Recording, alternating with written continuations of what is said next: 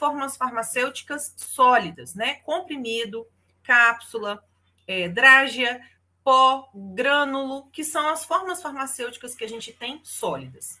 Vamos imaginar um medicamento só, né? Que seja acetilcisteína ou qualquer um outro exemplo, em que a gente vai encontrar nessas 5 formas farmacêuticas que eu comentei. Vamos imaginar que existisse, tá? Só para a gente tirar como exemplo.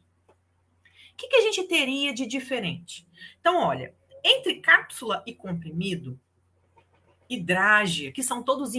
o comprimido e a drágia são imprensados. Só que a drágia, ela tem um revestimentozinho de açúcar, né? Parece uma balinha confete. Ela tem aquele revestimento por cima, a drágia. Aí a gente tem as pílulas, que são menorzinhos, mas são comprimidos. O que acontece? Quando a gente tem essas formas farmacêuticas imprensadas, como o comprimido, a drágia e a pílula, a gente vai ter que, quando eles entram em contato com o nosso estômago, eles vão precisar de passar por um processo de dissolução, e esse processo ele é um pouco mais longo. Ele vai levar, em média, de 20 a 30 minutos. Alguns medicamentos, até 40 minutos.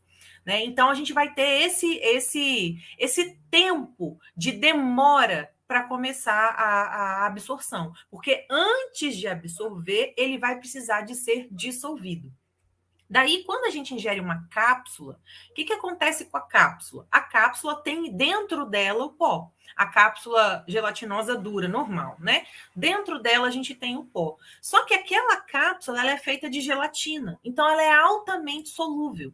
Se a pessoa ingerir aquela cápsula com um copão de água, quase que imediatamente ao chegar no estômago, aquela casca é derretida, né? E aí o pozinho que está ali dentro vai passar pelo processo de dissolução para ser absorvido.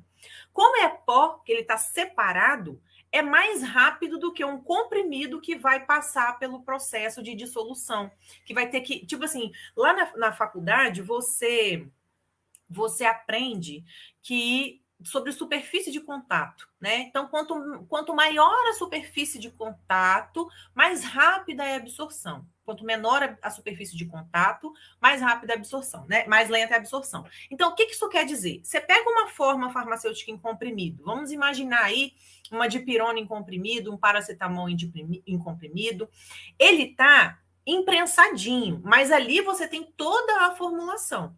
A água, o líquido do seu trato digestivo vai ter que penetrar ele todo para poder dissolver.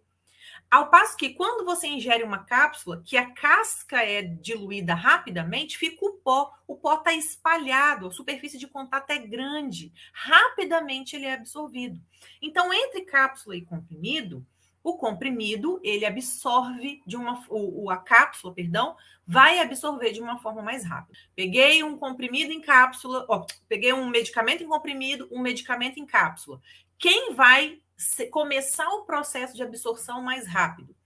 A cápsula. Em linhas gerais, se a gente estiver falando do mesmo medicamento, a cápsula começa antes. Por quê? Porque aquela casca da cápsula é gelatina, rapidamente ela dissolve, expõe o pó de uma forma espalhada, e daí rapidamente ele vai ser absorvido. Se você coloca o comprimido, ele vai se desgastando, vai se desgastando, vai se desgastando, até que ele seja absorvido, tá certo? Quer dizer que a cápsula é melhor do que o comprimido? Obviamente que não, gente. Depois que acontece o processo de absorção, a distribuição vai ser a mesma coisa, a forma que ele vai agir vai ser a mesma coisa. O que a gente vai ter aí são alguns minutos de diferença, né? Que, como disse uma colega que um dia foi lá me dar uma criticada, 5 minutos para quem está com dor faz muita diferença. Na ação geral, a gente não vai dizer que um é melhor que o outro, mas que, de fato, se a gente estiver falando do mesmo medicamento. Por que eu estou frisando isso? Porque vamos supor que você tenha um comprimido de alguma substância que são 50 miligramas. E aí você tem uma cápsula de uma outra substância que são 500 miligramas. 50 miligramas é uma quantidade não em concentração, né? Uma quantidade muito menor de pó do que uma cápsula com 500 miligramas. Tá dando para entender? Então, nesse caso, eu não posso comparar. Eu só posso comparar a rapidez se eu estiver falando do mesmo medicamento. né? Em comprimido e em cápsula. Daí, então, eu tenho o sublingual, por exemplo. Qual é a grande diferença do sublingual? Eu estou colocando aqui para vocês, gente, estou falando de acordo com o que vocês perguntaram aí, tá? Qual a grande diferença do sublingual? A velocidade de absorção. Debaixo da nossa língua é muito vascularizado, você tem muitos vasos sanguíneos. Quando eu falo que um local tem muita vascularização, eu quero dizer que tem muito vaso sanguíneo, muita veia, muita artéria, muito vaso sanguíneo, tá certo? Então, esses vasos vão. Quanto mais vaso eu tenho, mais sangue passando ali eu tenho. Isso significa que mais rapidamente vai haver o processo da absorção, tá certo? Então, quando um comprimido sublingual ele é utilizado? Quando é necessário rapidez. Você precisa de uma ação rápida. Então, você tem lá o Toragesic, que é sublingual. Você tem lá o... Como chama aquele do enjoo? O Vonal Flash, né? Que é sublingual.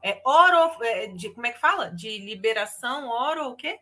Não sei o que lá. É a mesma coisa que sublingual, né? Então, aí você colocou debaixo da língua, a saliva dissolve rápido, porque a forma que ele está imprensado já é uma forma mais simples de você separar, e rapidamente os vasinhos vão auxiliar nesse processo de absorção, por conta de ser, então, muito vascularizado.